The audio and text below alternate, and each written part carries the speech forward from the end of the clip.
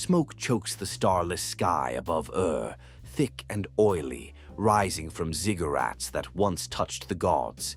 Screams pierce the night, not of soldiers in battle, but of priests clutching clay tablets as flames lick their robes. The last king staggers through rubble-strewn courtyards, his diadem lost, his voice hoarse from commands that no one heeds. Gutrad, the Elamite warlord, stands atop the shattered gate, his warriors dragging golden statues into the dust while the river Euphrates runs red. Cuneiform curses etched in haste mark the walls, prayers to a moon god who watches silently as his city dies. This is the cradle of civilization, burning.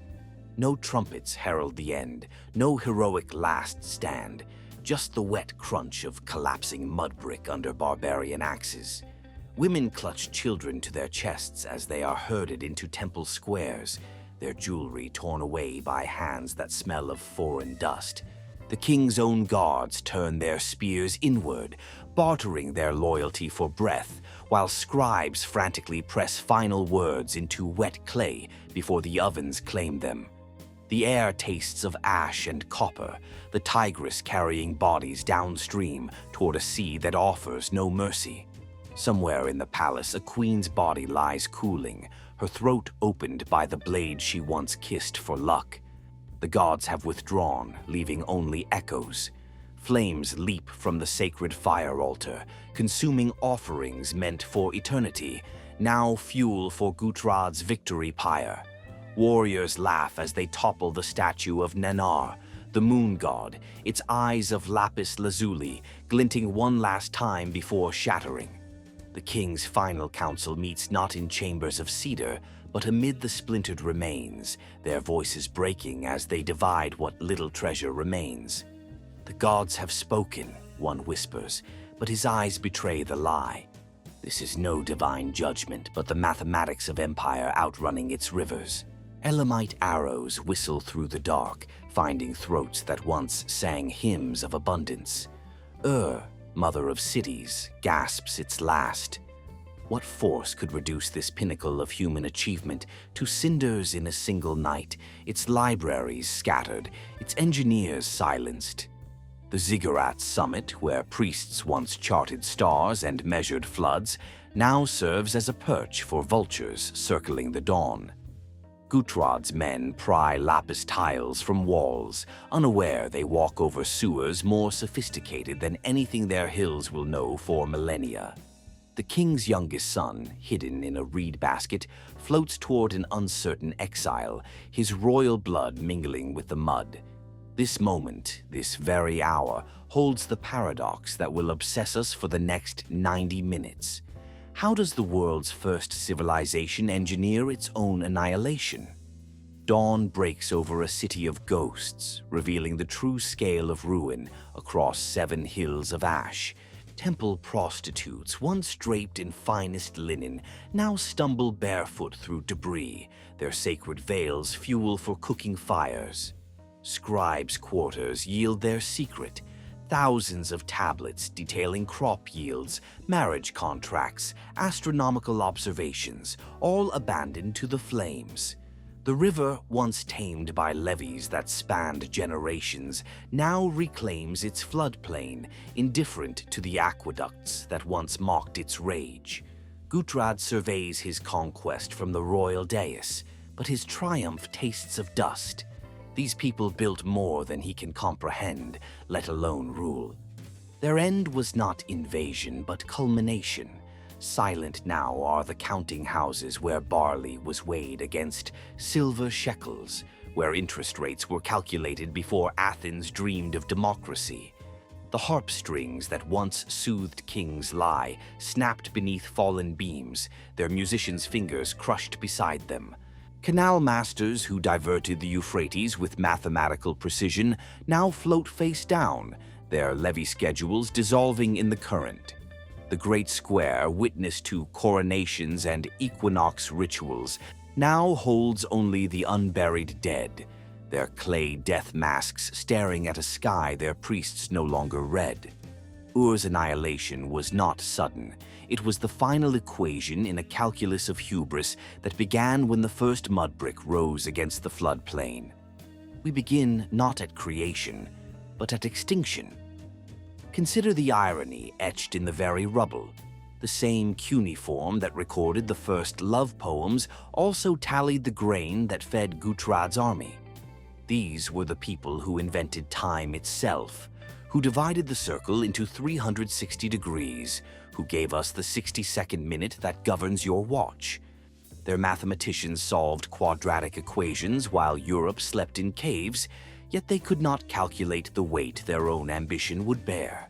The temple complexes that awed Alexander centuries later were already ash when he passed nearby, their glory preserved only in the nightmares of survivors. This is the true tragedy of Mesopotamia. Not that it fell, but that it engineered the perfect mechanism for its own forgetting. The flames consuming Ur were lit 5 centuries before Gutrad arrived. What drove these architects of eternity to build so far beyond their river's capacity, to construct bureaucracies more fragile than the reeds they sprang from? The priesthood that calculated lunar cycles with chilling precision failed to predict the social fault lines cracking beneath their feet. Merchants who traded lapis from Afghanistan while Crete still burned campfires now lie equal in death, their wealth scattered like chaff. The very writing system that preserved their laws ensured their isolation. Cuneiform's complexity protected knowledge, even as it prevented diffusion. As Gutrad's men torch the last granary, they destroy not merely food, but the statistical genius that sustained 500,000 souls across drought cycles. Civilization's first heartbeat fades into the Tigris. The king's final act before dawn reveals the human heart of systematic collapse. He orders the royal archives burned, not to deny Gutrad intelligence, but to erase the ledgers proving his reign's bankruptcy. These were not mere accounts, but actuarial tables forecasting famine 3 years ahead, ignored by courtiers addicted to monument building. The last high priest, his face blackened by smoke, clutches a single tablet to his chest, the star chart predicting this very night, dismissed as ill omen when presented 4 years prior. His whispered prayer as the roof collapses carries no plea for deliverance, only apology to ancestors whose canals he failed to maintain. Ur dies not swinging swords, but holding the receipts of its own destruction. The paradox sharpens.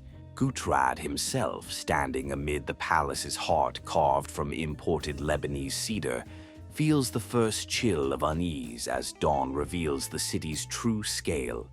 His hill warriors, bred for raiding, stare dumbstruck at irrigation channels that would drown their valleys, at storehouses holding grain for sieges they cannot imagine.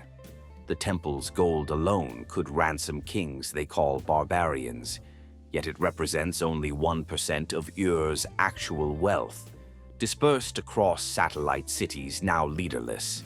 He has conquered a nervous system without its brain, a machine without operators.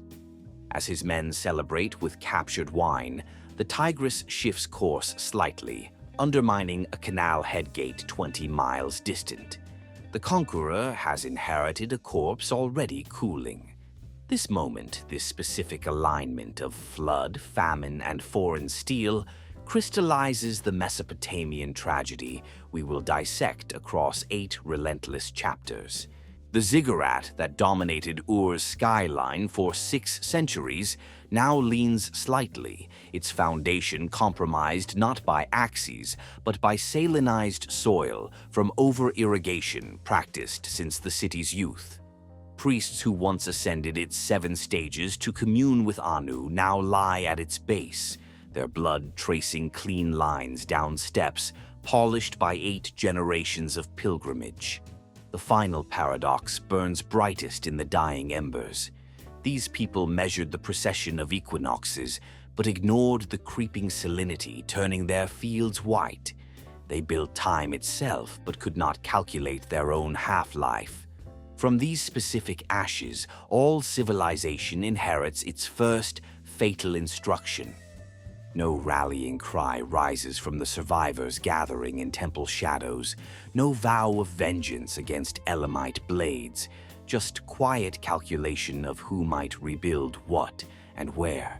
The master builder who engineered the last ziggurat extension lies crushed beneath his own foundation stone, his canal surveys clutched in rigid fingers. Scribes who memorized entire legal codes now barter their literacy for bread, their minds containing knowledge no single tablet could hold. The queen's handmaidens, trained from childhood in protocol older than Egypt's pyramid cults, slip into anonymity, carrying recipes for medicines lost until the Renaissance. Ur's extinction is not merely physical but intellectual, the dispersal of genius across a floodplain that will forget its own paternity. The gods watch from empty pedestals. As Gutrad departs with his wagons of plunder, he leaves behind not a prostrate city but a mathematical impossibility. 500,000 people sustained by canals requiring constant maintenance, now leaderless in flood season. The royal granaries, designed with 60-year storage capacity, will feed looters before the vulnerable, their distribution schedules requiring astronomical knowledge now ash. The priesthood's absence creates a deeper void, the ritual calendar governing planting and harvest, memorized across generations, dies with its memorizers. Canal inspectors who once synchronized levee repairs with lunar phases now float downstream, their replacements illiterate in hydrology. This is collapse engineered with precision equal to the civilization's creation. Dawn reveals the true battlefield, entropy versus ambition. You have witnessed Ur's final gasp, its ziggurats crumbling into the Tigris, while Gutrad's laughter echoed through the ash. That was not mere conquest, but the mathematical perfection of self-engineered extinction, the first civilization calculating its own half-life with the same precision that gave us time itself. Over the next 84 minutes, you will not receive a chronology of kings and conquests, nor a tourist's survey of clay tablets and temple ruins. Instead, you will gain something far more dangerous: the psychological architecture that made Mesopotamia's collapse not only inevitable, but designed into the system from its first mud brick. By the end, you will see every modern city as reborn, its canals replaced by concrete veins already salinizing. The comfortable myth of the Fertile Crescent dies here. Forget the textbooks that paint Mesopotamia as a peaceful cradle where writing and wheels sprouted spontaneously from river mud.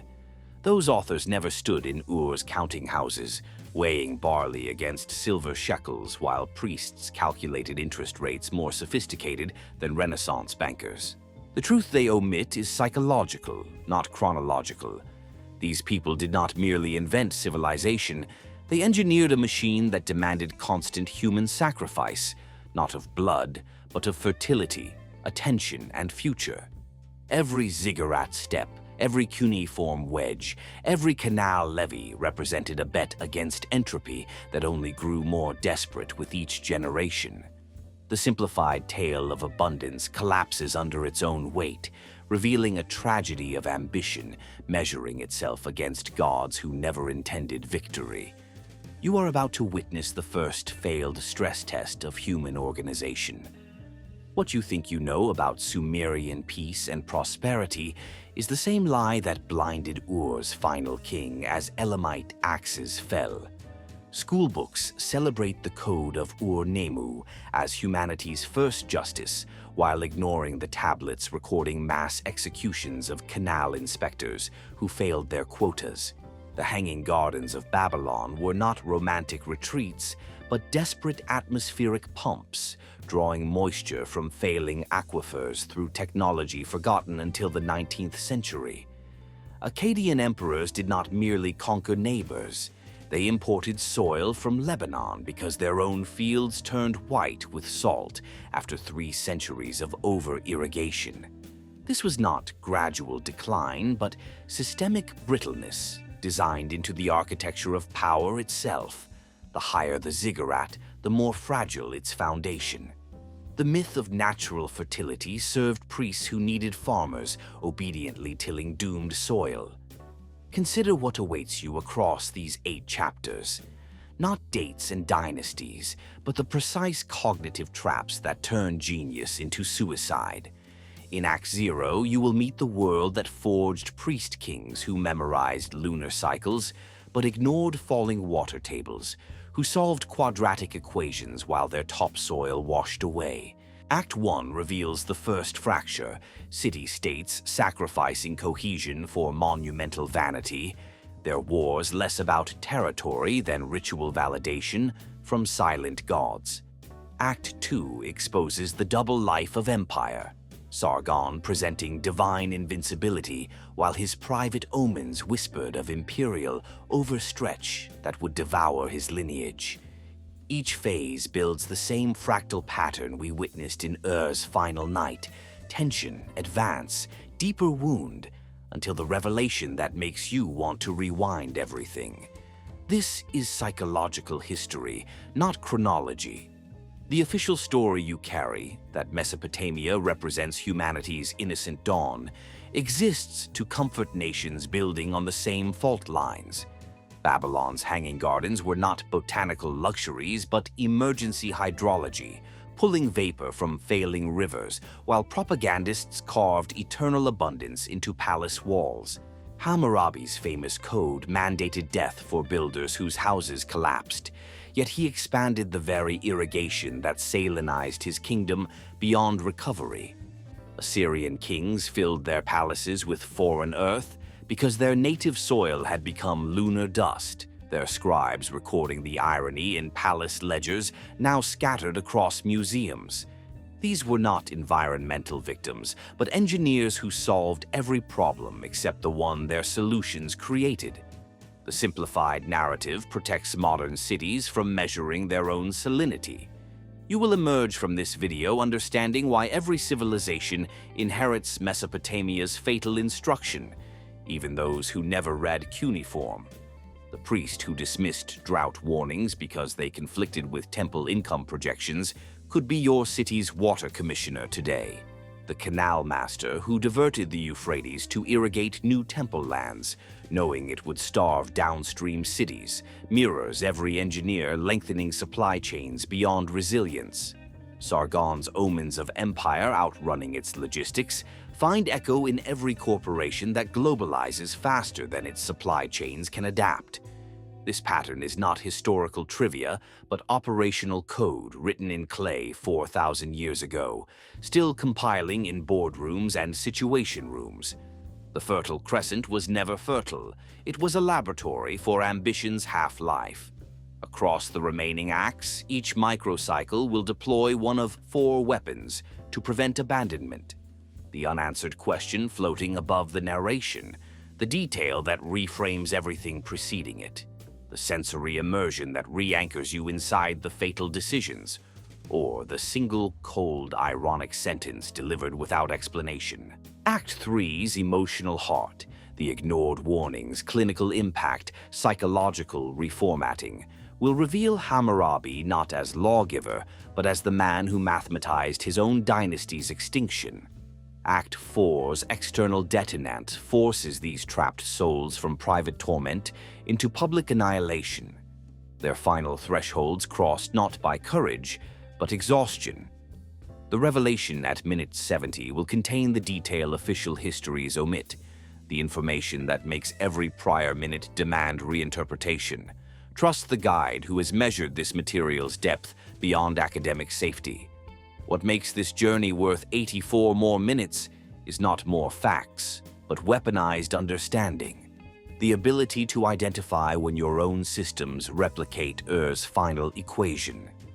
The ziggurat that dominated skylines for 6 centuries leaned not from siege engines but salinized foundations, knowledge available to its builders since the city's 3rd generation.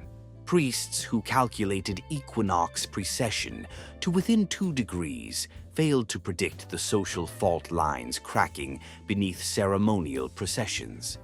Merchants trading lapis from Afghanistan built storehouses for grain that would never arrive, their ledgers perfect until the canals failed. This was not tragedy through ignorance, but precision engineering toward collapse, the same mechanism powering your smartphone supply chain today. The promise is pattern recognition across 4 millennia. The myth you brought to this video, that environmental limits merely slowed Mesopotamian progress, crumbles under the weight of their own records. Scribes tallied 63 consecutive years of declining yields before temple expansion accelerated anyway, each harvest documented with heartbreaking precision. Canal inspectors reported soil salinity rising 6% annually, their warnings archived beside orders for new ziggurat construction. The high priest who ordered final archives burned during Ur's sack preserved only astronomical tables, dooming the hydrological data that might have saved successor states. These were not helpless victims of climate, but architects who solved every equation except their own sustainability function. Modern sustainability consultants inherit their blind spot, measured in clay. This is the concrete transformation offered, from passive consumer of history to active decoder of systemic suicide across time. Act Zero's paradoxes will reveal Tigris and Euphrates not as generous mothers but active predators, their flood cycles weaponized by irrigation that turned abundance into liability. The misfit protagonists, priest-kings torn between celestial mathematics and terrestrial collapse, faced catalysts that made city building the only imaginable response to chaos. Their internal contradictions, introduced early and escalated relentlessly, mirror every leader who sacrifices future for monument. The faithful intimates, pragmatic authorities, intellectual allies, and institutional opponents waiting in subsequent acts exist to illuminate these fatal personalities through contrast. Every supporting character returns at crisis points, their reappearances amplifying stakes without explanation. Understand this clearly. The comfortable narrative positioning Mesopotamia as humanity's innocent childhood serves power structures that need you blind to their own salinity. Babylon's processional street, paved with glazed brick lions for 20 kilometers, ran through fields already producing half their former yields. Nineveh's libraries preserved flood stories from 10 cities, while ignoring the contemporary floods eroding their own levees. The final irony awaiting revelation, the secret cuneiform library revealing collapse as self-engineered apocalypse, circulates among specialists but never reaches textbooks. This video delivers that omission directly, without academic filtration. You will leave equipped to measure every promise of eternal growth against Ur's final accounting. The authority speaking these words has traced this pattern from Sumerian clay to silicon circuits, recognizing the fractal repetition across 4,000 years. Every ziggurat represents not architectural triumph, but hydrological desperation, each additional stage purchased with downstream famine. The 60-year grain storage cycles calculated before Greece dreamed of democracy failed when priests prioritized ritual calendar over maintenance schedules. Merchants who balanced trade deficits with Afghan lapis built the first global supply chains, as fragile as Amazon's just-in-time inventory during pandemic. This is not analogy, but identity, the same code executing across different hardware. The next 6 acts execute this pattern recognition with surgical precision. What seals your commitment for 90 minutes is the certainty that this narrator possesses information beyond standard histories, held back strategically across macro phases. The Hanging Gardens were not wonders, but desperation hydrology, their roots penetrating aquifers depleted by upstream temple irrigation. Hammurabi executed canal builders for shoddy work while expanding the very system they warned against, his code preserving injustice in legal perfection. Assyrian emperors imported foreign soil while their scribes recorded native sterility with bureaucratic precision. The revelation connecting these patterns, omitted from every documentary you have seen, arrives after you have earned it. This is not education, but initiation into civilization's operating system.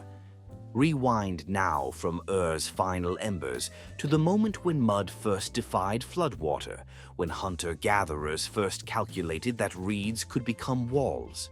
The Tigris and Euphrates were never gentle mothers nurturing civilization, but active predators, their seasonal rage carving floodplains that rewarded audacity with abundance and punished hesitation with submersion. These rivers demanded tribute in human attention, their silt both gift and curse, building soil while scouring foundations laid by the previous year's labor. No gentle fertility here, just raw mathematical challenge. Can human organization outpace hydrological chaos? The first paradox chains itself immediately. The same waters that enabled cities also encoded their fragility. This world forged its inhabitants through constant negotiation with forces that gave life and took it without remorse. Marsh Arabs poled reed boats through eternal wetlands where Sumer would rise, their seasonal camps tracing the river's retreat like blood cells fleeing infection. Otters hunted carp amid root systems that would become foundation pilings, while seasonal floods deposited silt 6 feet deep, burying the previous year's tools beneath fertile promise. Hyenas scavenged fish traps abandoned to rising water, their howls warning of the hydrological calendar no human yet mastered. The air hung thick with mud's mineral breath, the sun baking evaporation into salt crusts that cracked underfoot like shattered pottery. Birds wheeled above deposition zones where levees would eventually rise, their droppings preserving the first organic traces of human settlement. This was creation's proving ground, where every advantage carried its undoing. First human traces appear not as villages, but as mathematical propositions etched in bone counters, tallying fish against flood risk. These proto-Sumerians memorized not calendars, but river moods, their oral hydrology more precise than any clay record would achieve. Women wove reed mats strong enough to resist 3 days of current, while men calculated load-bearing reed bundles against expected peak flows. The Tigris bit first, swift, silty, unpredictable, while Euphrates offered silt-rich flood pulses that rewarded the bold. Children learned to read water's surface tension before they spoke. Their survival calculus, more sophisticated than Harvard engineers, would manage 4 millennia later. The world selected for cognitive traits that made empire inevitable and maintenance impossible. Enter the misfit protagonist, not one man but the priest-king archetype, born from mud and omen, torn between celestial mathematics and terrestrial pragmatism. Enme-Baraj-C of Kish, first king claiming divine descent, memorized lunar tables while his canal crews starved during unexpected dry seasons. His counterpart in Uruk, divine king of the first true city, solved quadratic equations for ziggurat foundations while ignoring aquifer depletion beneath ceremonial precincts. These men embodied the fundamental paradox: minds capable of measuring precession of equinoxes, blind to falling water tables recorded in their own grain ledgers. Their greatness derived from the same cognitive tunnel vision that guaranteed collapse. The gods they served demanded monuments measuring eternity while their rivers measured seasons. The pragmatic authority figure emerges early, the grizzled canal master who reads silt deposition like ominous entrails, his warnings dismissed as defeatism by celestial mathematicians. The river has changed, he reports, tracing altered meanders on clay maps while priests calculate ziggurat stage heights to match cosmic order. His replacement, ambitious and temple-trained, accelerates irrigation expansion despite visible salinization, prioritizing harvest quotas over hydrological reality. The faithful intimate appears as the high priestess, whose weaving records track declining yields across 3 generations, her private warnings to the king couched in metaphor to avoid sedition charges. The intellectual ally, scribe preserving contradictory data sets, defends lunar astronomy publicly while archiving evidence of systemic failure. Each character illuminates the protagonist's fatal contradiction through opposition or complicity. The initial catalyst strikes without mercy, a 5-year megaflood cycle coinciding with drought in upstream mountains, depositing unprecedented silt while scouring levees built for normal hydrology. Proto-cities respond not with retreat, but escalation, their priest-kings channeling floodwaters into permanent canal networks spanning hundreds of miles. Gilgamesh's Uruk emerges from this crucible, its Eanna precinct rising 7 steps toward Anu, while canal headworks demand labor equivalent to half its population. The flood that nearly erased these first experiments becomes mythologized victory, the very danger enabling monument. But each cubic meter diverted carries hidden salinity, the poison gift deposited in fields destined for ceremonial wheat. The catalyst forges unity through crisis, encoding fragility into architecture. What unspoken question hangs over this first organizational triumph? Can human intelligence outcompute river physics across centuries? Ziggurats pierce threatening skies, their foundations sunk into salinizing clay, while priests ascend stages matching cosmic stairways. Canal networks more sophisticated than Rome's aqueducts span floodplains, their flow rates calculated against lunar tide tables, while maintenance schedules conflict with harvest festivals. The counting houses weigh barley against silver shekels using balance beams calibrated to micrograms, recording interest calculations predating Euclid by 2,000 years. Scribes track crop rotation across 3 field systems while ignoring the creeping white crust signaling soil death. Every technological solution breeds the next ecological crisis, the paradox invisible to minds measuring only immediate victory. Consider the sensory immersion of this world, demanding total human attention. Dawn reveals levee breaches steaming in first light, repair crews wading chest-deep through silt that sucks boots like living tar. Midday sun bakes mud brick walls radiating stored heat, their surfaces etched with omens read by squinting priests, while canal inspectors trace salinity patterns in evaporating puddles. Dusk brings hyena choruses echoing from failed irrigation heads, their scavenging lit by cooking fires fed with reed trimmings, too saline for fodder. Night air carries river breath heavy with mineral promise and threat. Stars above demanding mathematical devotion, while water tables fall beneath foundation stones. The priest-king sleeps poorly, his dreams mixing lunar calculations with flood scenarios no tablet can resolve. This environment selects against complacency, rewarding obsession with short-term survival. The first microcycle deploys cold irony. The priests who divided the circle into 360 degrees, for celestial precision, ignored that their own fields lasted only 300 crop cycles before salinity rendered them lunar.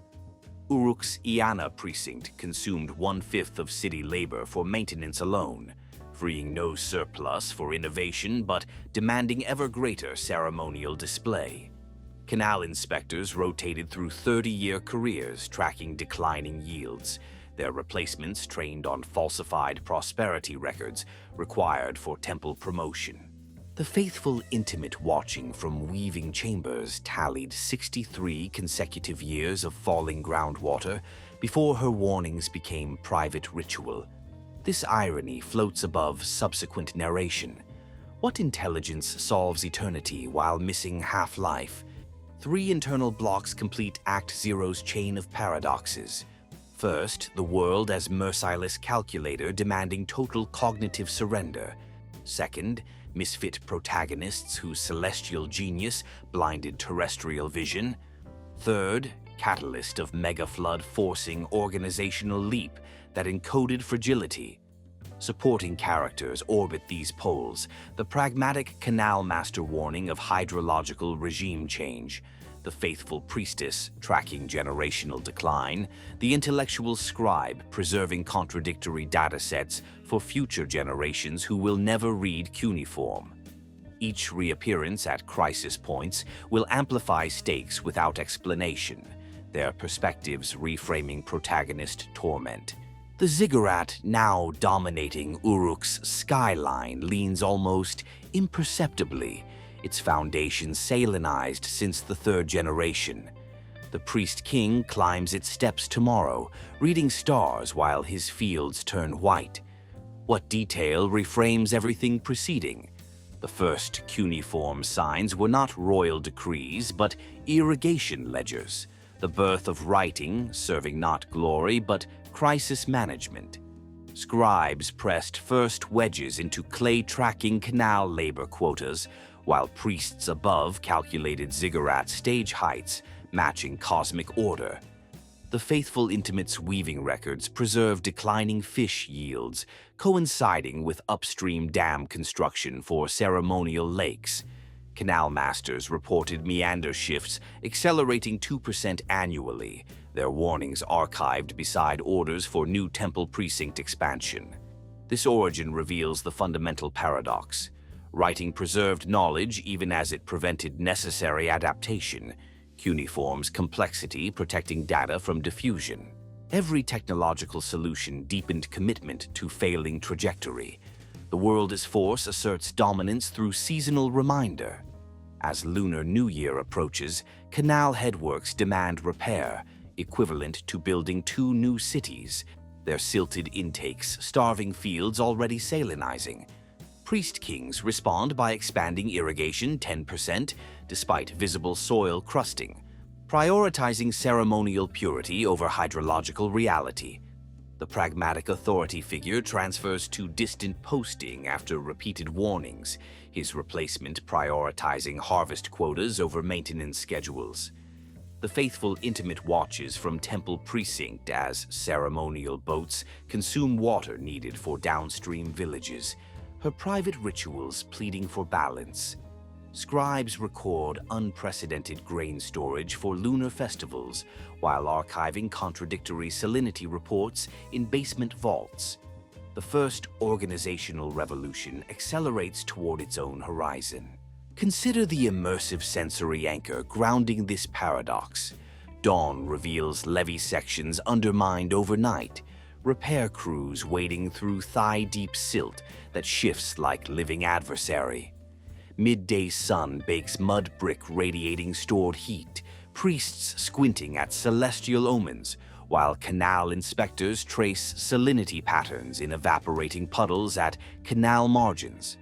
Dusk brings hyena laughter echoing from failed irrigation heads, cooking fires fed with trimmings to saline for livestock. Night carries rivers' mineral breath heavy with threat and promise, stars demanding mathematical devotion above falling water tables. The priest-king dreams of flood scenarios no clay tablet can resolve, waking to calculate ziggurat foundation stresses while ignoring aquifer maps. This world demands total cognitive attention, rewarding obsession with survival. The final paradox crystallizes as megaflood recedes, revealing unprecedented silt deposition requiring canal expansion beyond previous hydrological limits. Priest-kings channel floodwaters into permanent networks spanning hundreds of miles, their flow rates calculated against lunar tide influence. Gilgamesh emerges from this crucible, his Uruk rising 7 ziggurat steps toward Anu, while canal headworks consume half the city's labor. The flood nearly erasing first experiments becomes mythologized victory, danger enabling monument while depositing poison gift in fields. Unity forges through crisis, encoding fragility into very architecture. The circle completes, 360 degrees measuring eternity, 300 crop cycles measuring half-life. Dawn reveals Lugalzaja of Umma standing atop his captured ziggurat in Lagash, the first king to unite Sumer city-states through blood rather than marriage alliance.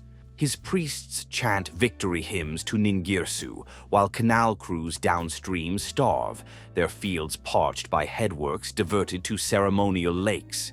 Gilgamesh watches from Uruk's walls 200 miles south, his own grain silos filling while vassal cities report yield declines his scribe's archive without comment.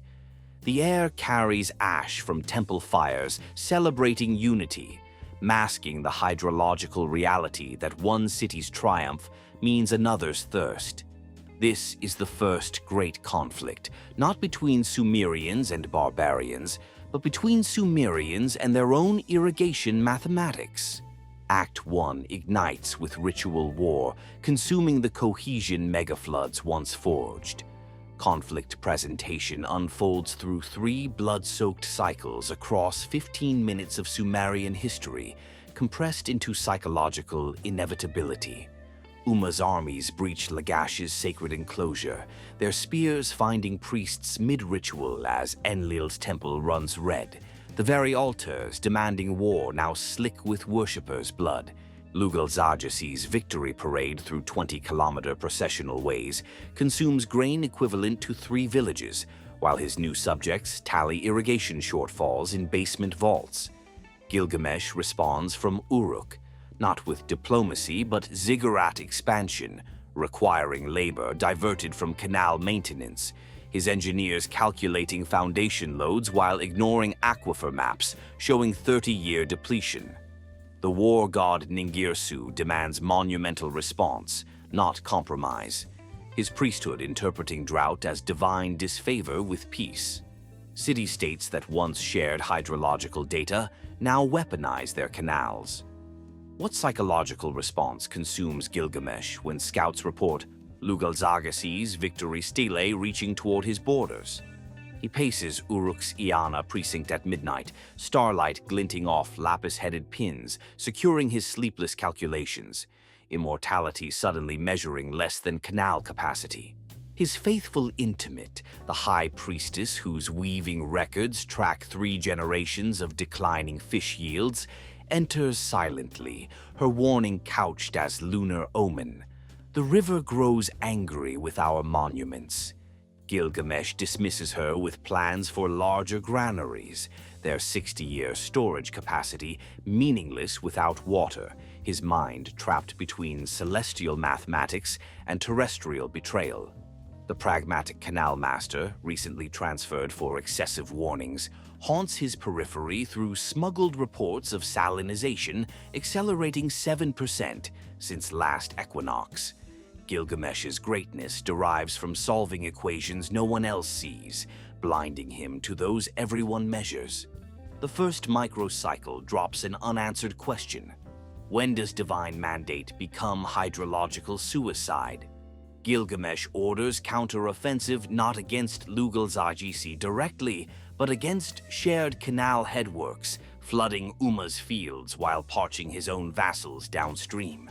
His scribes record the action as Ningirsu's judgment, while archiving contradictory yield reports in fireproof vaults, their cuneiform preserving both victory and its poison. The faithful intimate watches, ceremonial boats, consume water desperately needed for village irrigation, her private rituals pleading balance her husband cannot hear. Lugalzaja's response arrives via intercepted courier, new ziggurat foundations at Lagash requiring concrete from upstream quarries, labor diverted from levee repairs already failing. Divine architecture consumes terrestrial survival, the paradox sharpening with each canal kilometer. Sensory immersion re-anchors the psychological fracture. Dawn reveals levee breaches steaming in first light, repair crews wading chest-deep through silt, shifting like adversary. Midday sun bakes mud brick walls radiating stored heat, priests squinting celestial omens while canal inspectors trace salinity patterns in evaporating puddles at field margins. Dusk brings hyena choruses from failed irrigation heads, cooking fires fed with trimmings too saline for livestock fodder. Night carries rivers' mineral breath heavy with threat promise, stars demanding mathematical devotion above falling water tables beneath foundation stones. Gilgamesh dreams flood scenarios no clay tablet resolves, waking to calculate ziggurat stresses while ignoring aquifer maps marked by dismissed experts. War accelerates commitment to failing hydrology. Partial resolution arrives as false peace through Lugal-Zaghisi's diplomatic triumph. He crowns himself king of Kish, claiming divine right over all Sumer, while continuing canal weaponization under peace banners. Gilgamesh accepts nominal vassalage, redirecting labor from military to Iana precinct expansion, his new ziggurat stages matching cosmic order while consuming 1/5 city workforce. The pragmatic authority figure reappears, now demoted to distant marsh posting, his final report warning of Tigris meander shift, threatening 3 major cities ignored for temple quotas. Scribes celebrate record grain storage for equinox festivals, while basement vaults collect salinity data, showing 12% annual decline. This peace wounds deeper than war. Unified Sumer accelerates failing trajectory under single hydrological miscalculation. The first great cycle closes with collective commitment to individual ruin. Cold irony cuts without development, priests dividing circle into 360 degrees for celestial precision ignored their fields, lasting only 300 crop cycles before salinity rendered lunar. Gilgamesh's immortality quest through cedar forests consumes timber needed for levee reinforcement. His epic journey celebrated while canal inspectors rotate through 30-year careers, tracking declining yields. The faithful intimate tallies, 63 consecutive groundwater fall years before her warnings become private ritual, her weaving records more accurate than temple astronomy. Lugal-Zaghisi's victory stele claim eternal kingship while his own fields produce half-former yields, the divine inscriptions preserving falsehood in lapis perfection. This irony floats above subsequent narration. What intelligence solves eternity while missing half-life? Second cycle escalates through city-state proxy wars disguised as religious festivals. Kish temple processions consuming canal water, while vassal Lagash reports 30% yield decline. Gilgamesh responds with granary expansion, holding grain for 60-year sieges, meaningless without irrigation sustaining supply chain, his engineers perfecting storage while ignoring water delivery failure. The intellectual ally, scribe preserving contradictory datasets, defends lunar astronomy publicly while archiving evidence systemic failure. His cuneiform, dual track preserving both celestial glory and terrestrial collapse. Lugal-Zaghisi's high priest interprets drought as divine test, requiring larger ziggurats, diverting labor from maintenance schedules synchronized with lunar phases. The faithful intimate watches from weaving chambers as ceremonial lakes evaporate, her private calculations predicting famine within 7 harvests. Divine mandate consumes hydrological reality. Gilgamesh's psychological torment peaks during equinox ceremony when canal breach floods Iane precinct foundations, lapis tiles floating amid sacred silt, while priests chant unceasingly. He stands ankle-deep in water carrying his ancestors' ashes, calculating ziggurat foundation stresses against shifting hydrology no equation resolves. The pragmatic canal master arrives uninvited, his marsh demotion lending prophetic weight. The river rejects our monuments, tracing salinity crusts along precinct walls unseen by celestial mathematicians. Gilgamesh banishes him permanently, but cannot unsee the evaporating puddles marking field death. His immortality quest suddenly measuring less than canal capacity. The faithful intimate remains silent, her weaving records now including temple flood data confirming 3-generation aquifer decline, divine kingship fractures against terrestrial measurement. Third cycle delivers deeper wound through false unity festival, where Lugal-Zagassi and Gilgamesh share libations amid 20-kilometer processional way, consuming grain for 3 villages. Their joint inscription claims eternal Sumer, while canal inspectors report Tigris shift-threatening levee cascade failure across 4 cities. Scribes celebrate record storage, while basement vaults collect data showing soil salinity rising 6% annually since megaflood victory. The intellectual ally publishes celestial tables matching ziggurat geometry, while privately warning of hydrological regime change accelerating 2% yearly. The faithful intimate watches ceremonial boats consume downstream water. Her rituals now including prayers for successors she knows will inherit collapse. Peace encodes acceleration toward extinction. What sensory detail reframes the false resolution? Festival incense masks canal headworks silted beyond repair capacity, their intakes starving fields already salinizing. Gilgamesh tastes ash on libation wine, the Tigris carrying upstream temple silt, while priests chant unity hymns denying hydrological reality. Lugal-Zagissi's victory stele glint under torchlight. Their lapis claims eternal kingship, while his engineers calculate foundation loads, ignoring aquifer depletion. The pragmatic authority figure's ghost haunts through intercepted marsh reports, confirming meander shifts his warnings predicted 3 years prior. This festival marks not unity, but collective suicide pact, divine architecture consuming terrestrial survival. The first great fracture propagates through Sumer.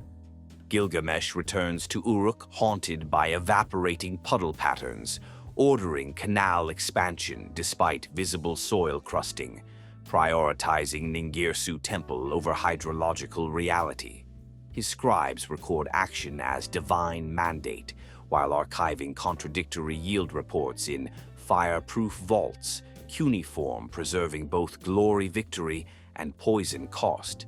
The faithful intimate watches silently from weaving chambers, her records now tracking temple water consumption, equaling 3 villages' irrigation needs.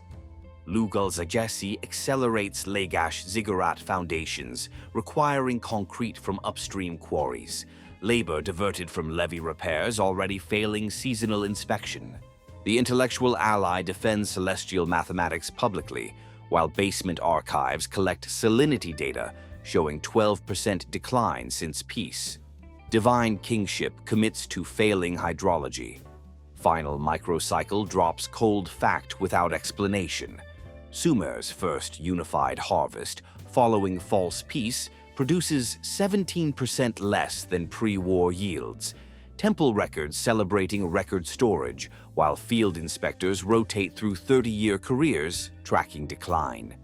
Gilgamesh's granaries hold grain for 60-year sieges, while canal headworks demand repair equivalent to building 2 cities, silted intakes, starving ceremonial wheat fields. The faithful intimate's weaving preserves data, showing groundwater falling 9 inches annually since megaflood. Her private rituals pleading balance temple astronomers cannot calculate. Lugal-Zagissi's processional way consumes water for 20 kilometers, while vassal cities report fish yields halved by upstream dams. This is the deeper wound. Unified Sumer accelerates toward hydrological horizon. Act 1 closes with collective genius, measuring individual extinction.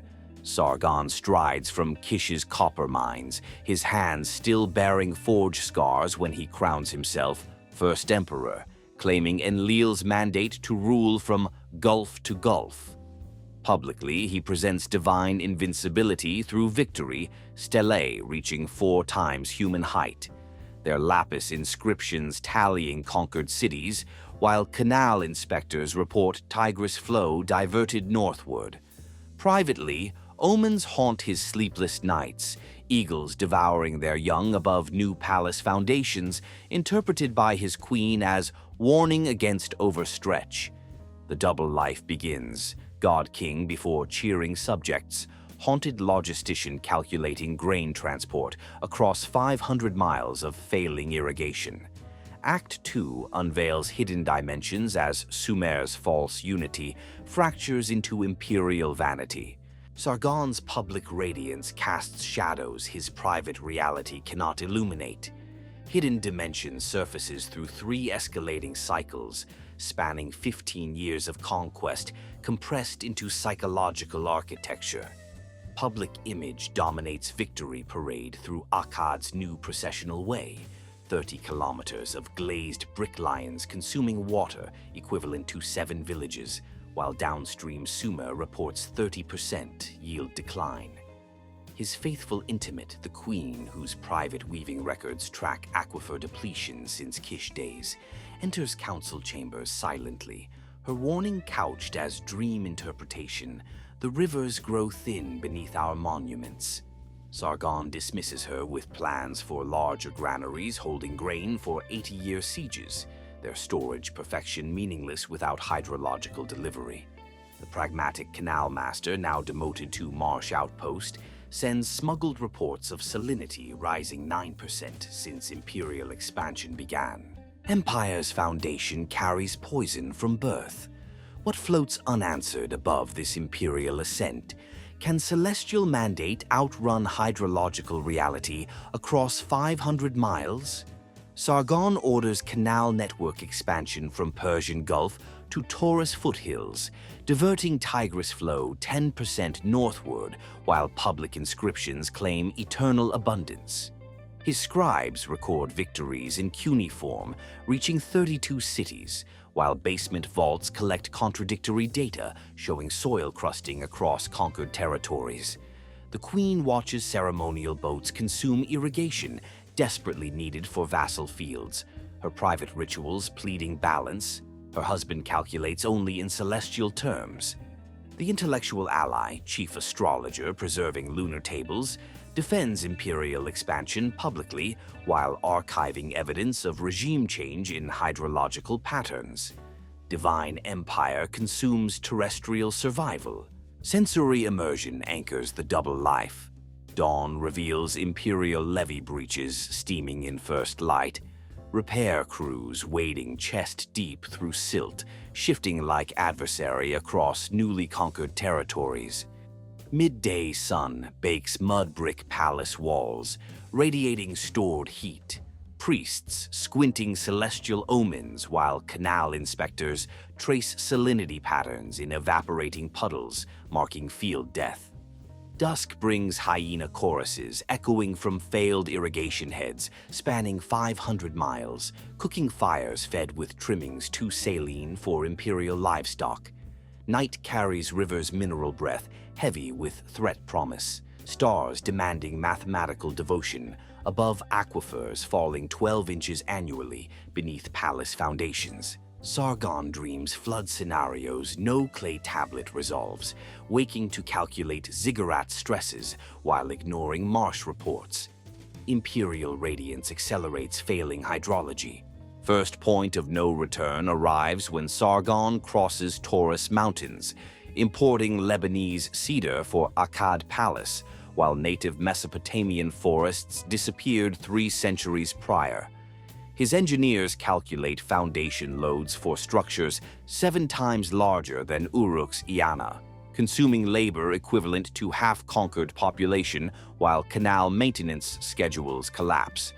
The queen reappears at dedication ceremony, her weaving records now including imperial water consumption, equaling 12 villages' irrigation needs, her private warning ignored as divine enthusiasm peaks.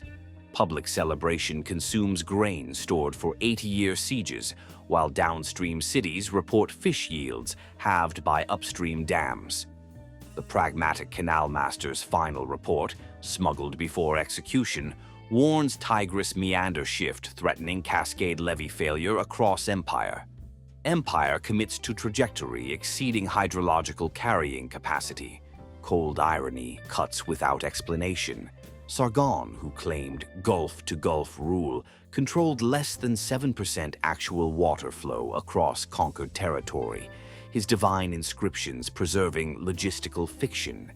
Imperial granaries perfected storage for 80-year emergencies, while canal headworks silted beyond repair capacity, equivalent to building 3 cities annually. The Queen tallied 90 consecutive years' groundwater decline before her warnings became private ritual, her weaving records more accurate than imperial astronomy. Conquered Lagash produces half-former yields under Akkadian governors, prioritizing temple quotas over field reality. This irony haunts subsequent narration. What intelligence conquers space while losing time? Second cycle escalates through proxy rebellions disguised as religious festivals. Lugal-Zagisi's former priests leading canal sabotage while claiming Ningirsu disfavor with northern rule. Sargon responds with ziggurat expansion at Akkad, requiring concrete from upstream quarries, labor diverted from levee repairs, already failing seasonal inspection across 500 miles. The intellectual ally publishes celestial tables matching imperial architecture, while privately warning hydrological regime change, accelerating 3% yearly since conquest. The Queen watches from palace precinct as ceremonial lakes evaporate, her calculations predicting famine within 9 harvests under current expansion. Public processions celebrate unity while basement vaults collect salinity data, showing 15% decline since imperial foundation. Divine kingship fractures against terrestrial measurement. Sargon's psychological torment peaks during equinox, when imperial canal breach floods Akkad palace foundations, lapis tiles floating amid sacred silt, while priests chant unceasingly across empire. He stands ankle-deep in water, carrying ancestral ashes from Kish, calculating foundation stresses against shifting hydrology. No equation resolves across 500 miles. The pragmatic canal master's ghost haunts through intercepted marsh reports, confirming meander shifts predicted 7 years prior, now threatening 4 major cities. Sargon executes courier, but cannot unsee evaporating puddle patterns marking field death from gulf to mountains. The Queen remains silent, her weaving records including temple flood data, confirming 4-generation aquifer decline since Kish. Imperial radiance darkens internally. Third cycle delivers deeper wound through false imperial festival, where Sargon shares libations with vassal kings, amid 50-kilometer processional consuming grain for 5 villages. Joint inscription claims eternal Akkadian dominion, while canal inspectors report Tigris shift threatening levee cascade failure across 7 cities. Scribes celebrate record storage, while basement vaults collect data showing soil salinity rising 8% annually since conquest began. The intellectual ally defends celestial mathematics publicly, while archiving hydrological warnings showing 12% flow decline.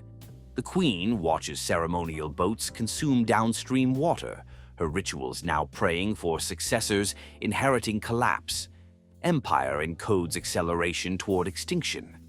What sensory detail reframes false imperial unity? Festival incense masks canal headworks, silted beyond repair capacity, spanning empire's full extent. Intakes starving fields already salinizing. Sargon tastes ash on libation wine, Tigris carrying upstream temple silt, while priests chant dominion hymns denying hydrological reality across 500 miles. Vassal kings' lapis crowns glint under torchlight, their nominal loyalty masking field reports showing 20% yield decline since Akkadian rule. The pragmatic authority figure's final warning, carved on smuggled tablet, predicted current meander shifts 3 years prior execution. This festival marks collective suicide pact writ large, divine architecture consuming terrestrial survival. Empire's shadow lengthens. Sargon returns to Akkad haunted by evaporating patterns, ordering canal expansion despite visible soil crusting across conquered territories, prioritizing Enlil Temple over hydrological reality. His scribes record action as divine mandate, while archiving contradictory yield reports in fireproof vaults, cuneiform preserving glory victory, and poison cost simultaneously. The queen watches silently from palace chambers, her records tracking imperial water consumption equaling 15 villages' irrigation needs. Vassal governors accelerate local ziggurat foundations, requiring labor diverted from levee repairs, failing seasonal inspection. The intellectual ally defends celestial expansion publicly, while basement archives collect salinity data, showing 18% decline since Empire foundation. Divine kingship commits to failing hydrology. Final microcycle drops cold fact without development. Akkad's first unified harvest following imperial festival produces 22% less than pre-conquest yields. Temple records celebrating record storage, while field inspectors track decline across 500 miles. Imperial granaries hold grain for 80-year sieges, while canal headworks demand repair equivalent to building 4 cities. Silted intakes starving ceremonial wheat fields. The Queen's weaving preserves data showing groundwater falling 14 inches annually, since Kish, her private rituals pleading balance, imperial astronomers cannot calculate. Conquered cities report fish yields quartered by upstream imperial dams serving palace lakes. This deeper wound reveals empire accelerating toward hydrological horizon. Act 2 closes with imperial genius measuring collective extinction. The contrast character returns transformed. The queen now leads private rituals for aquifer recovery, her weaving records smuggled to marsh allies while publicly celebrating imperial glory. Sargon notices her absence from equinox ceremonies, but interprets as divine favor. Blind to marsh networks preserving hydrological knowledge, temple scribes suppress. The intellectual ally publishes final celestial tables matching ziggurat geometry, while basement vaults seal warnings of regime change, threatening 7 major cities. Vassal kings send loyalty oaths, while their canal masters coordinate silent sabotage, prioritizing field survival over imperial quotas. Empire's public invincibility fractures as private reality propagates through hidden networks. The point of no return echoes across 500 miles. What question lingers above imperial twilight? When does conquest become hydrological checkmate? Sargon's final stele claim eternal dominion, while engineers calculate foundation stresses exceeding native soil-bearing capacity by 17%. The Queen's marsh allies report Tigris meander shift, now threatening cascade failure across 12 cities. Their levee repair capacity consumed by imperial labor drafts. Scribes' perfect cuneiform reaching 32 conquered cities, while ignoring salinity data showing 24% field decline since conquest. Imperial radiance consumes its own shadow, the double life resolving into single trajectory. Act 2's escalation completes. Public God King measuring private extinction.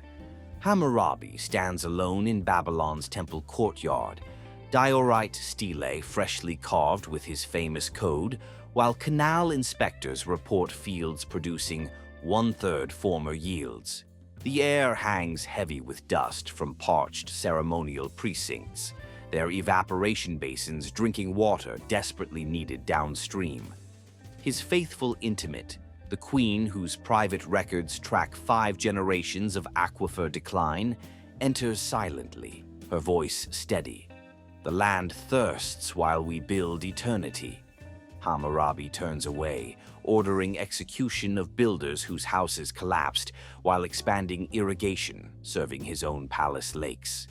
Act 3 pierces emotional core where abstract conflict becomes viscerally human across 10 relentless minutes.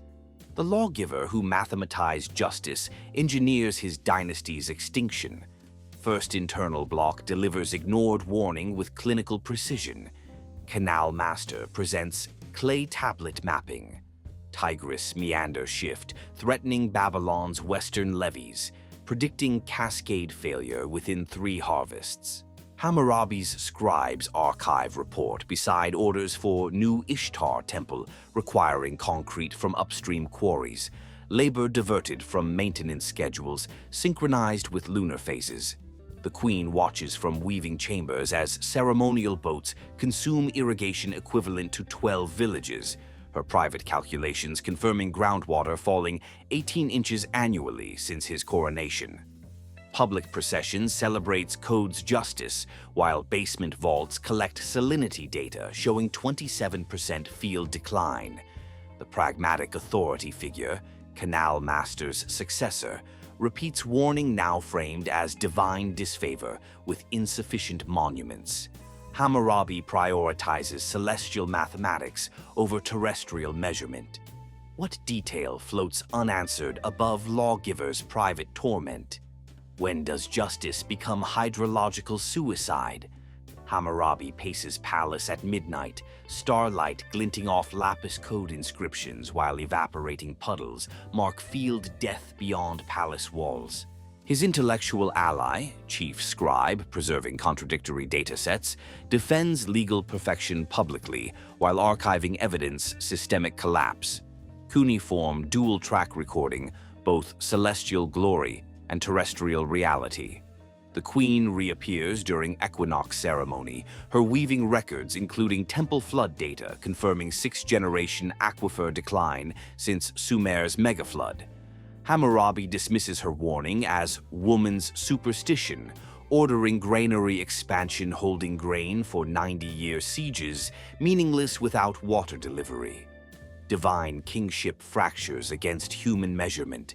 Sensory immersion anchors emotional heart. Dawn reveals levee breaches steaming across ceremonial floodplain. Repair crews wading chest-deep through silt, shifting like adversary beneath Ishtar's gaze.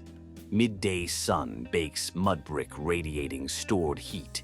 Priests squinting celestial omens while canal inspectors trace salinity patterns in evaporating puddles, marking field death.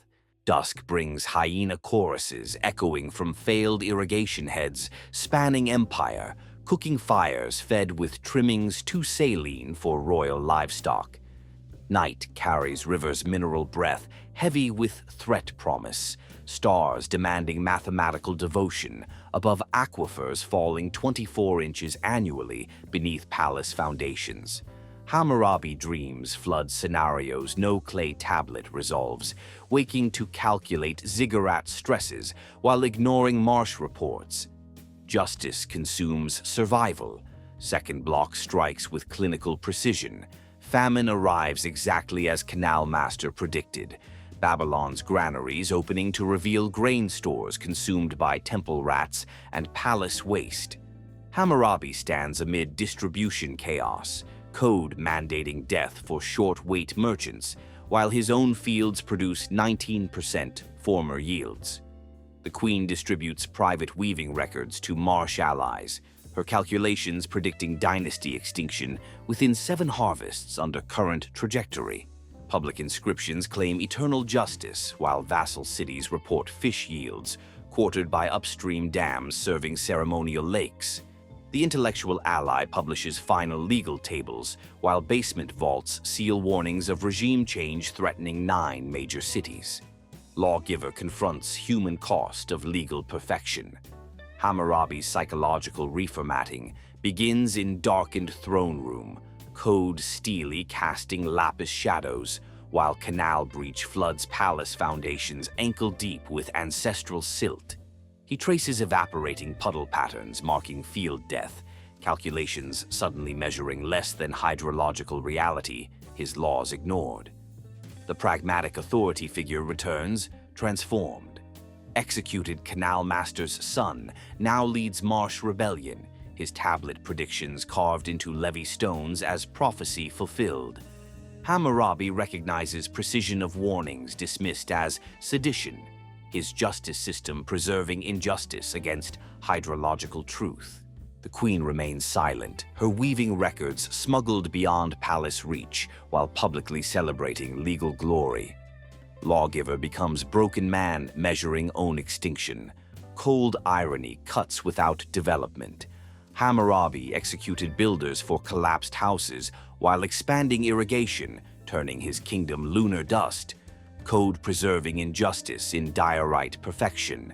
Granaries perfected storage for 90-year emergencies, while canal headworks silted beyond repair capacity, equivalent to building 5 cities annually. The queen tallied 127 consecutive groundwater decline, years before warnings became marsh prophecy, her weaving records more accurate than legal astronomy. Babylon produces 1/5 former yields under Code's justice, while temple quotas consume surviving grain. This irony haunts emotional core. What intelligence writes eternity while missing half-life? Third block completes reformatting through rebellion, sparked by Hammurabi's own vassals, their canal sabotage following executed canal masters' predictions, exactly as mapped 3 years prior. He stands atop Ishtar temple, watching smoke rise from western fields, lapis code glinting while hyenas feast on unburied distribution dead. The intellectual ally defects openly, publishing archived salinity data showing 33% field decline since coronation beside legal tables. The queen leads women withdrawing ceremonial support, their weaving records circulating as famine prophecy while palace priests chant unceasingly. Hammurabi recognizes pattern. Justice system designed to suppress hydrological warnings now fuels rebellion, knowing same data. Lawgiver confronts architecture of own destruction. What sensory detail reframes human tragedy?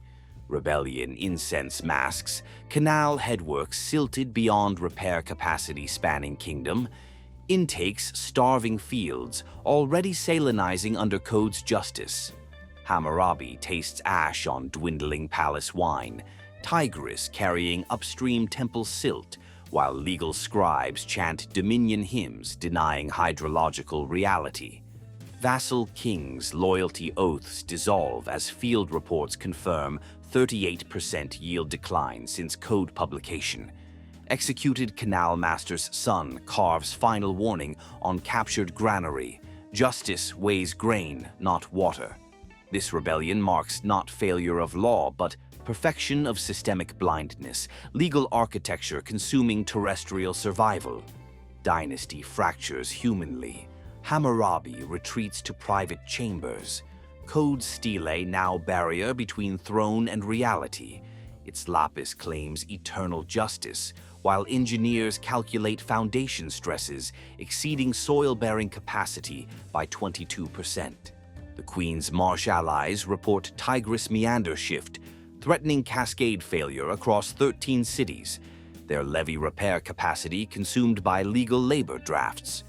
Scribes perfect cuneiform, reaching 40 vassal territories while ignoring salinity data showing 41% field decline since Code foundation. Lawgiver's radiance consumes own shadow, justice resolving into single trajectory toward extinction. Act 3's emotional heart completes, legal genius measuring human collapse. Final microcycle drops, clinical fact. Babylon's harvest following Code publication produces 24% less than pre-legal yields. Temple records celebrating record storage, while field inspectors track decline across empire. Granaries hold grain for 90-year sieges, while canal headworks demand repair equivalent to building 6 cities. Silted intakes starving ceremonial wheat fields under justice's gaze. The Queen's weaving preserves data showing groundwater falling 30 inches annually since coronation. Her marsh rituals pleading balance, legal astronomers cannot calculate. Vassal cities report fish yields reduced to 1/10 by upstream dams serving palace lakes under Code's authority.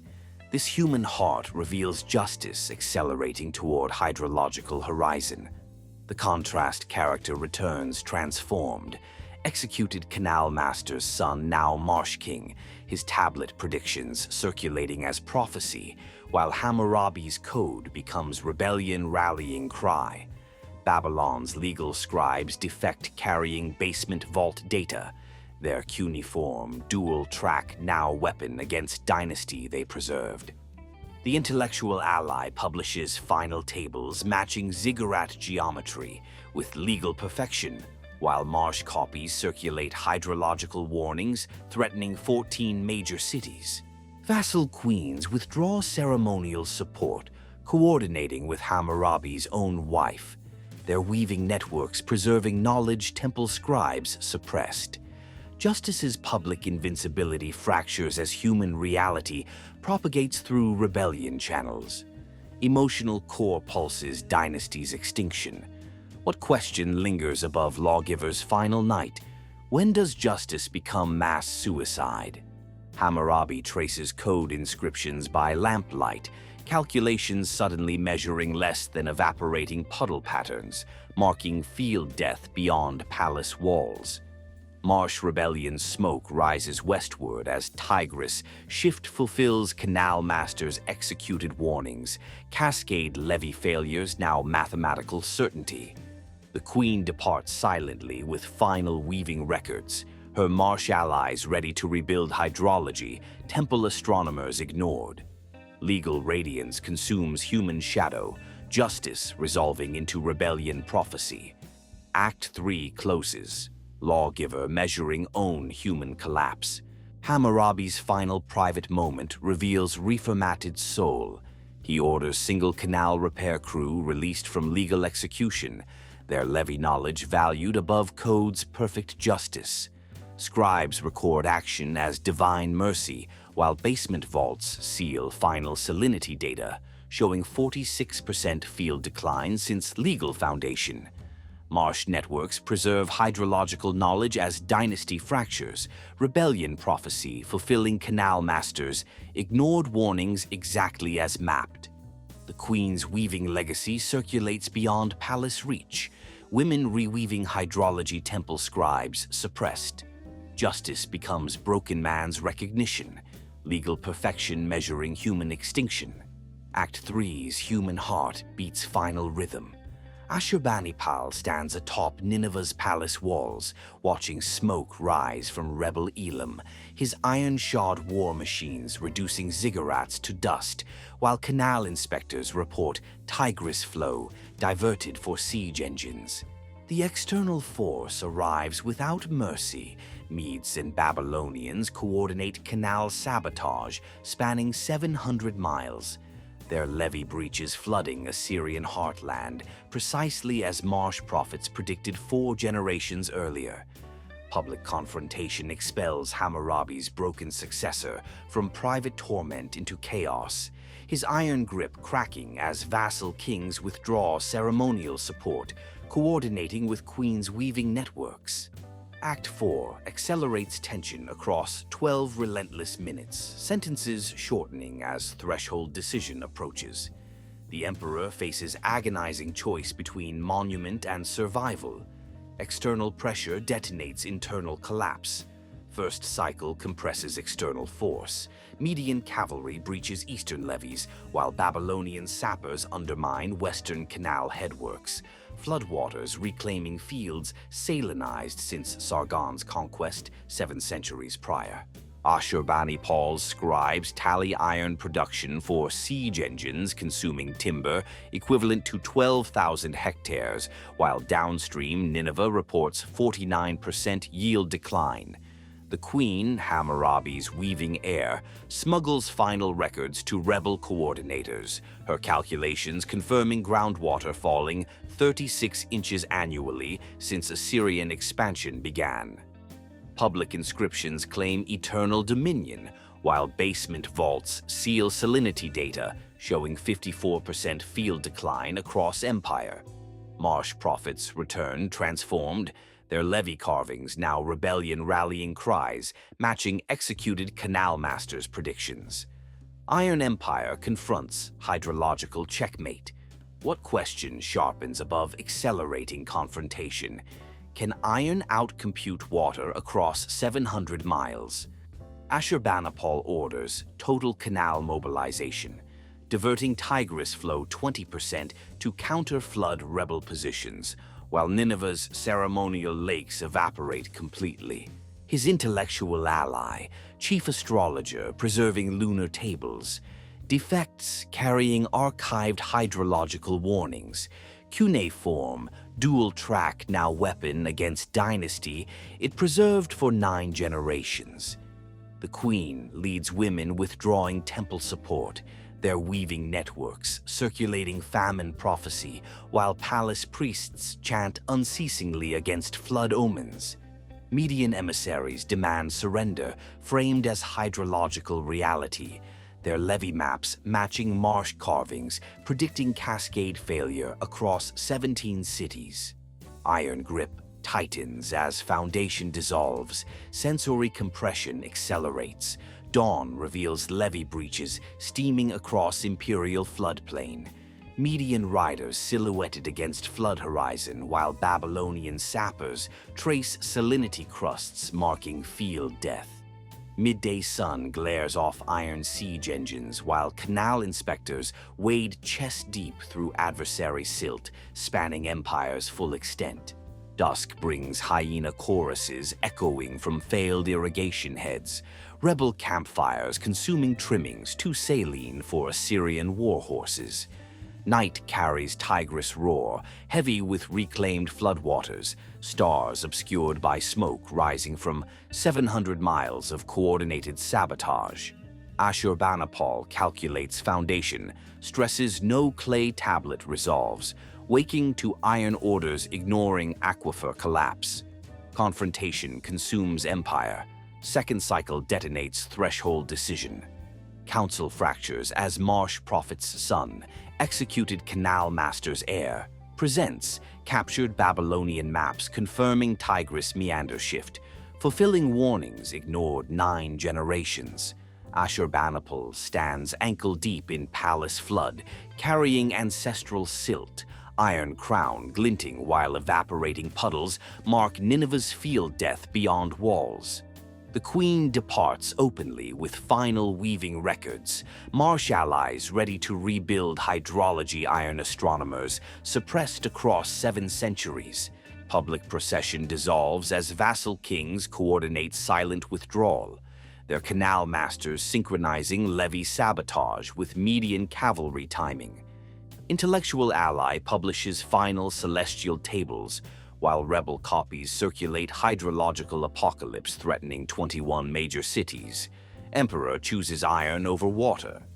Cold fact cuts sharp. Nineveh's harvest produces 11% former yields. Iron records celebrating siege victories while field inspectors track collapse across 700 miles.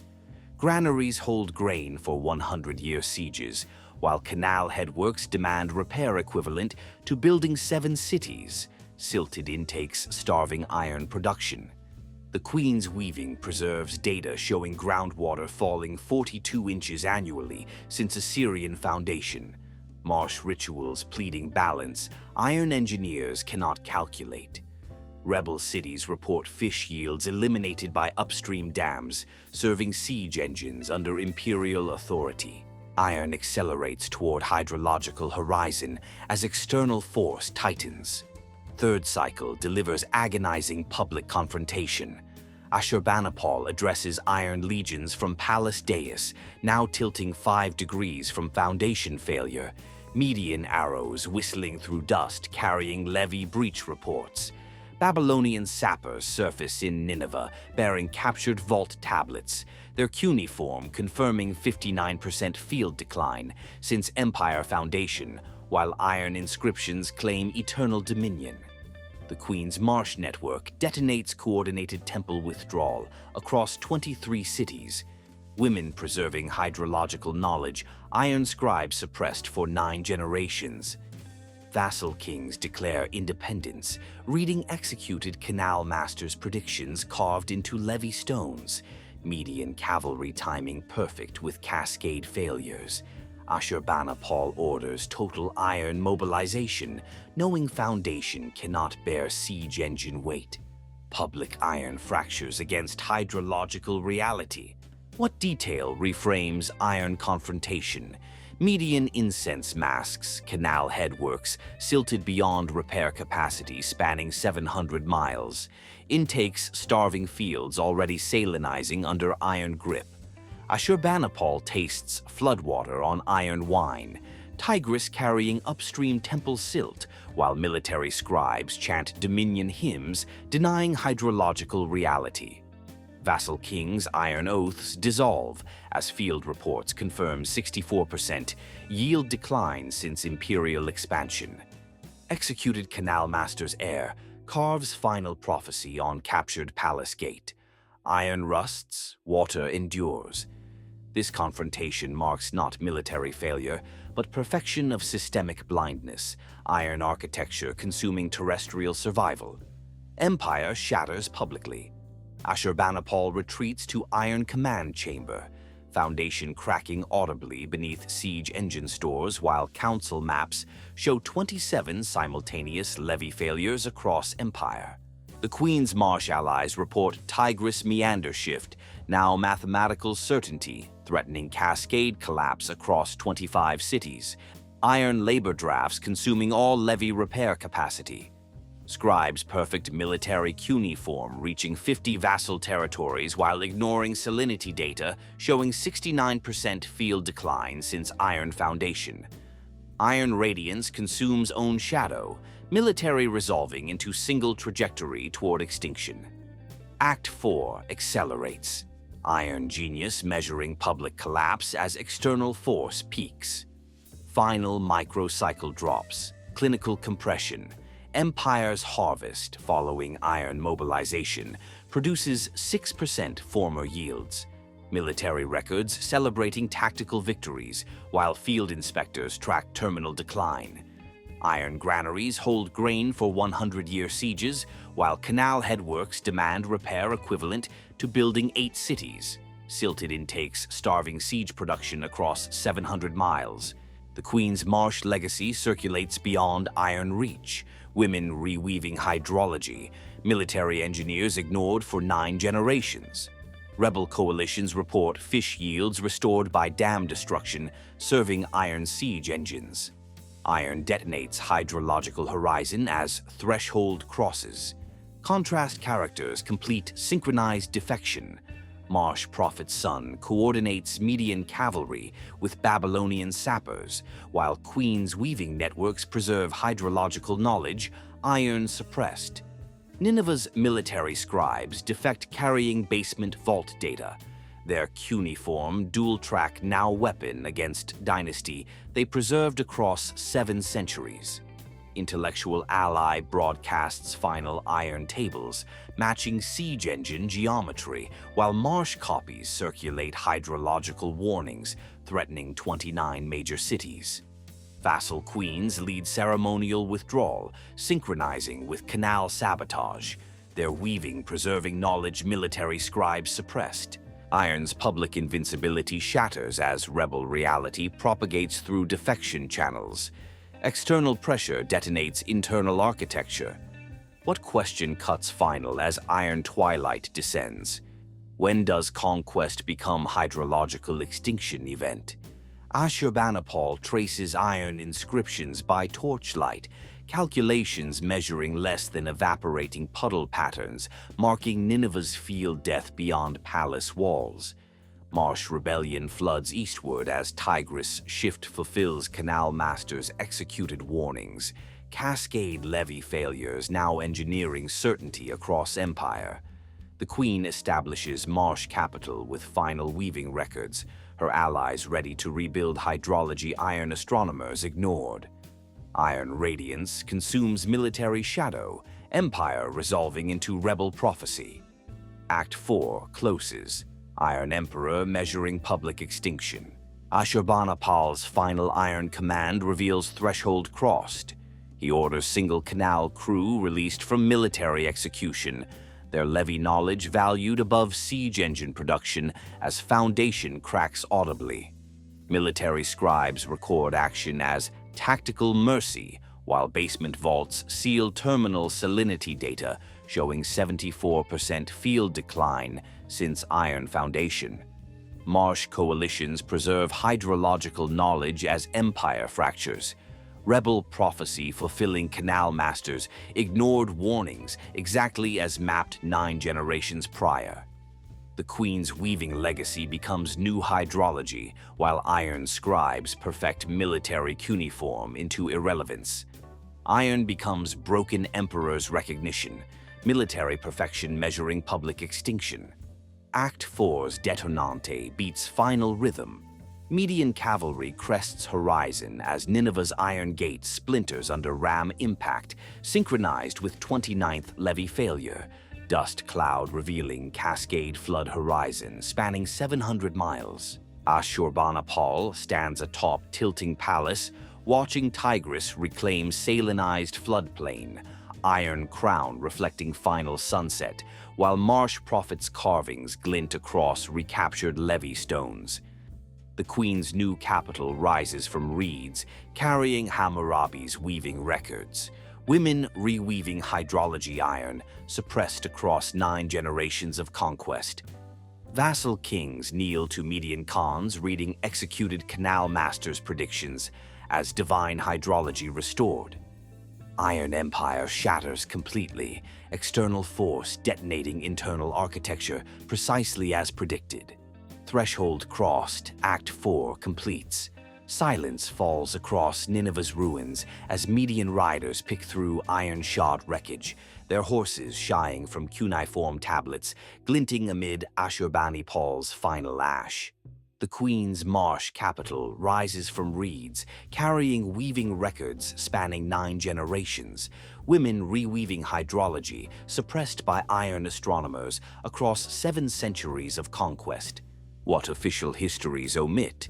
The secret library revealing Mesopotamian collapse as self-engineered apocalypse surfaces now after you have earned its weight through 8 relentless chapters. This revelation demands no preparation, only recognition that every ziggurat, every canal, every code represented deliberate choice of monument over maintenance. The detail making you want to rewind everything arrives without apology. Breathe before reinterpretation begins. Deep beneath final ziggurat foundations, priests sealed hydrological ledgers not in victory archives but extinction vaults. Their cuneiform mapping salinity progression across 4 millennia with precision exceeding modern hydrology. Scribes recorded Tigris flow decline of 27% since Sumer's megaflood, archived beside celestial tables, claiming eternal abundance while canal inspectors rotated through 35-year careers, tracking field death. The Queen's weaving preserved data showing groundwater falling 54 inches annually by Ashurbanipal's reign. Her marsh rituals encoding balance iron engineers ignored since Sargon's conquest. Every technological solution deepened commitment to failing trajectory. Ziggurats consuming 1/5 city labor, canals requiring maintenance equivalent to building 3 cities annually, codes mandating death for short weight grain, while fields produced 11% former yields. This was not environmental victimhood, but precision engineering toward half-life. The omitted library reveals intent, not accident. Resolution traces consequences with measured authority. Median khans inherit salinized floodplain incapable of sustaining Assyrian iron production, their conquest revealing corpse already cooling across 700 miles. Marsh queens rebuild hydrology from weaving records, while Babylonian successors repeat ziggurat expansion, ignoring vault warnings fulfilled exactly as mapped 9 generations prior. Scribes who defected carrying basement data establish new cuneiform preserving hydrological truth suppressed by temple astronomers, their dual track becoming foundation for Persian administration. The intellectual allies' final celestial tables circulate as irony, perfect mathematics measuring failed foundations across 4 millennia of self-deception. Vassal kings who coordinated levy sabotage rule brief centuries before repeating monument maintenance cycle. Collapse propagates through inheritance. Narrator's verdict arrives without equivocation. Mesopotamia engineered civilization's fatal instruction, not through ignorance but precision calculation prioritizing celestial eternity over terrestrial half-life. Every priest-king solved quadratic equations while ignoring aquifer maps marked by dismissed canal masters, their genius deriving from cognitive tunnel vision guaranteeing extinction. The faithful intimates preserved weaving truth across 9 generations, while public inscriptions claimed divine abundance, their marsh networks outliving iron empires. Supporting characters illuminated fatal contradiction. Pragmatic authorities executed for hydrological honesty. Intellectual allies publishing celestial fiction beside basement reality. This architecture survives in every modern city, measuring growth against entropy. The pattern executes across silicon hardware. Final irony closes loop with devastating precision. The system crushing every protagonist, transformed completely by their suppressed truth. Marsh hydrology becoming Persian qanats, spanning 3 continents, while ziggurat astronomers faded into myth. Hammurabi's code mandating builder execution survived as Roman law, while canal masters' levee carvings shaped Elamite irrigation, enduring Alexander's conquest. Gilgamesh's immortality quest became Genesis' flood narrative, while his ignored aquifer maps circulated through Queen's weaving networks. Sargon's iron grip collapsed, but his hydrological ledgers, sealed in extinction vaults, preserved by Median scribes who recognized precision exceeding their own engineers. Every rebellion fulfilled executed warnings exactly as mapped, rebellion prophecy becoming administrative. Destruction birthed surviving instruction. Universal law extracts itself clearly. Civilizations measure eternity through monuments obscuring terrestrial half-life. Every technological solution deepening commitment to failing trajectory across generations. Ziggurat foundations, salinized since 3rd generation, supported celestial claims 9 centuries later. Canal headworks silted beyond repair capacity, equivalent to 7 cities maintained for ritual purity. Scribes perfected cuneiform, reaching 50 vassal territories, while ignoring salinity data showing 79% field decline, their dual track preserving both glory and extinction. Modern cities inherit same cognitive trap, engineers solving supply chain equations while water tables fall 18 inches annually beneath concrete foundations. The pattern remains operational code, executing across different hardware. Growth measures against entropy. Projection into present sharpens without mercy. Your city's concrete levees replicate Ur's mudbrick fragility, smart grid perfection measuring less than aquifer depletion spanning 4 generations. Data centers consume water equivalent to 12 villages, while engineers publish celestial cloud tables, ignoring evaporation puddles marking silicon field death. Mayors execute planners for short-wait infrastructure while expanding ceremonial precincts, requiring labor diverted from maintenance schedules, synchronized with climate phases. The faithful intimates watch from server rooms, their private algorithms predicting cascade failure across 21st century floodplain. Marsh prophets return as climate scientists executed for excessive warnings, their levee carvings circulating through decentralized networks. 2 rivers flow through silicon canyons. What sensory detail reframes 4 millennia? Dawn reveals concrete levee breaches steaming across smart floodplain. Drone inspectors tracing salinity patterns in evaporating puddles, marking silicon field death. Midday sun bakes glass towers radiating stored heat. AI squinting celestial algorithms while water engineers track groundwater falling 36 inches annually beneath server foundations. Dusk brings data center hum echoing from failed cooling heads, backup generators consuming trimmings too saline for urban livestock. Night carries river breath heavy with threat promise, satellites demanding mathematical devotion above aquifers collapsing beneath smart city weight.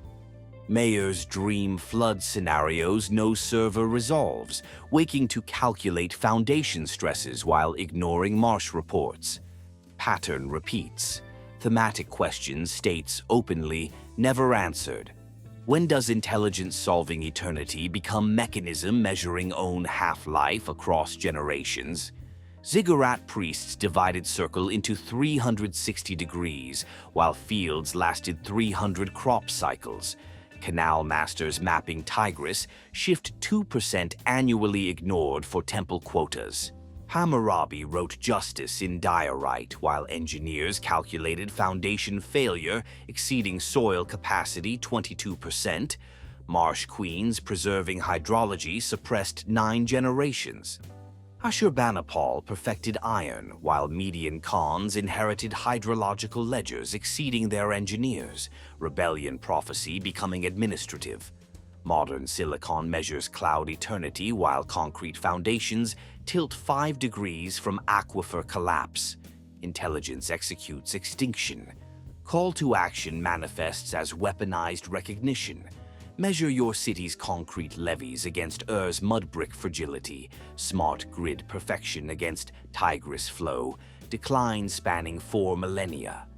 Demand marsh, profit honesty from data center mayors, weaving network truth from server room, intimates executed for hydrological warnings. Recognize cognitive trap when engineers publish celestial cloud tables beside basement vault reality, showing 79% field decline since smart foundation.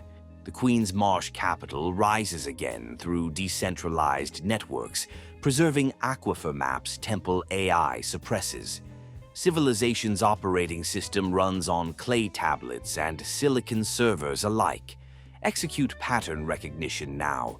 Consider final cold irony without development.